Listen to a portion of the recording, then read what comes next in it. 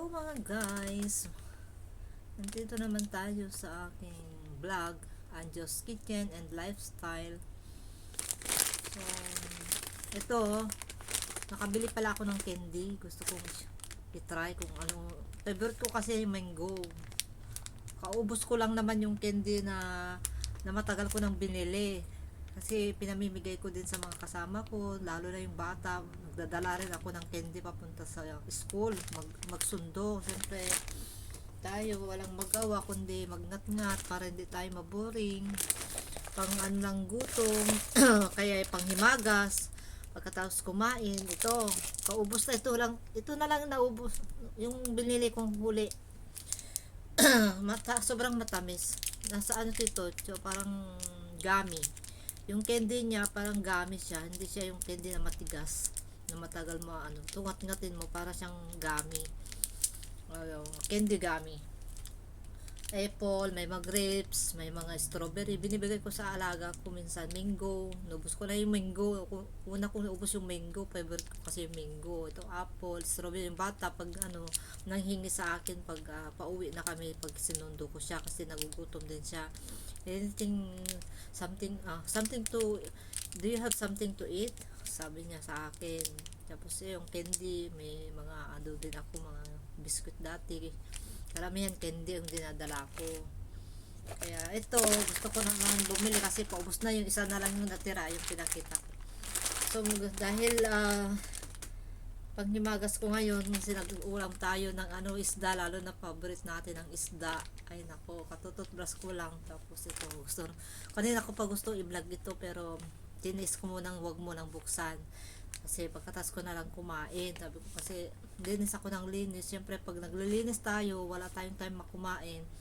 Parang gusto natin magngat-ngat ng mag-candy. Hindi ngat-ngat, parang gusto mo mag-candy talaga para hindi mo maramdaman yung gutom. So buksan natin guys. May chewy na ano siya. May chewy milk candy mango. So buksan natin guys. So $8 lang. Try natin i-compute. Mura na to guys. Naka-sale siya. Nasa 20 plus to. Parang 25 yata. 25 sana, pero naging $8 na lang. Meron kaming pinupuntan dyan sa mall, dyan sa Airside, na isang place doon na, ano pangalan, nakalimutan ko na. Basta may mga sale sila, yung malapit na siyang pa-expire, pero hindi pa yun mag-expire. Sa 2025 January, mga ganun. Mga ilang buwan, 2 months, 3 months.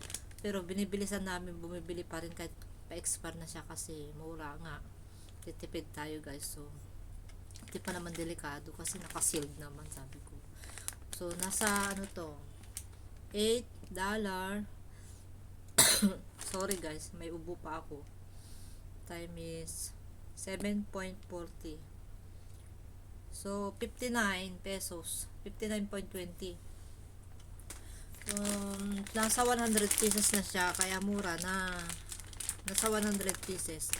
So, pero pag sa totoong price niya ito, 25 times 7.40, oh, nasa 185 pa lang bayad nito guys. So, ang laki ng may discount natin. Isa lang ang tikman ko dito kasi may ubo pa tayo. Isa lang bawat pagkatas kumain. So, 185. So, kanina magkano ba yung sinabi ko kanina? 7.40 times 8. No, nasa 59. 60 kamo na lang. Tapos, hindi na kamenos ka talaga ng try na ba niya? 185. Oh, layo oh. 185 minus 59.20. Wow, 125. Ang laki ng nakaltasan, 125. Parang pinamigay na lang. Pinamimigay na lang. Sa masira. O, diba?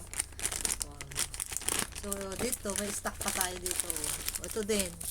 Mura lang din to guys. Kaya nag-sale.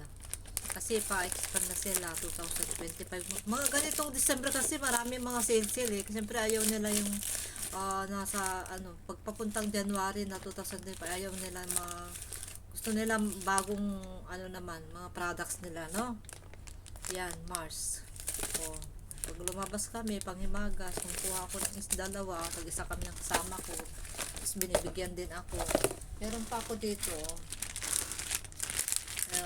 sabay ko sa ko to package ko. Huwag ko muna buksan. Yun na lang yung kainin ko muna.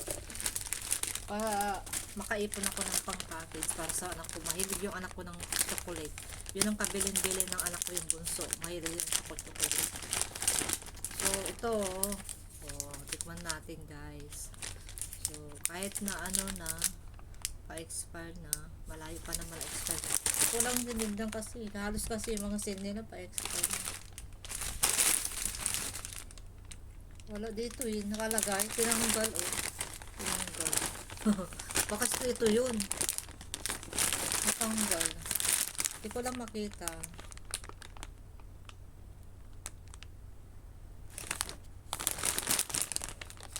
Wala kasi madilim sa akin dito tikman natin, guys. Yung kasama ko bumili din ng dalawa. Sabi ko bumili ka ng dalawa, tapos pag gusto mong magmita doon sa mga kasama mo kasi nagtatambay siya sa school, edi makatubo siya. Ano ba yan? Para siyang bubble gum din. Ganyan yan, guys. Parang gamit din sa loob. Masarap. Siya, chewy. Malambot. Chewy. Masarap, guys. Ang dami, grabe,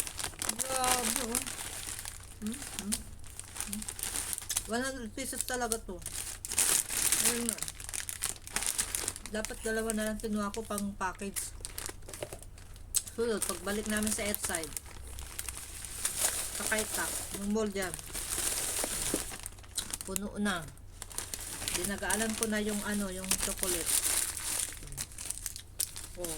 Yung bata, pag nahingi isa sa akin, magdala ako ng 3, di ba? Bibigyan ko din yung sa ate, yung taga Pangasinan. Sama ko dun magsundo. Diba? Ang sarap, guys. Hindi siya hindi siya masyadong matamis. Sakto lang. Mas matamis pa yung pinakita ko kanina na kulay green. Na isa, yung dalas na binili ko. Punong-puno na, diba?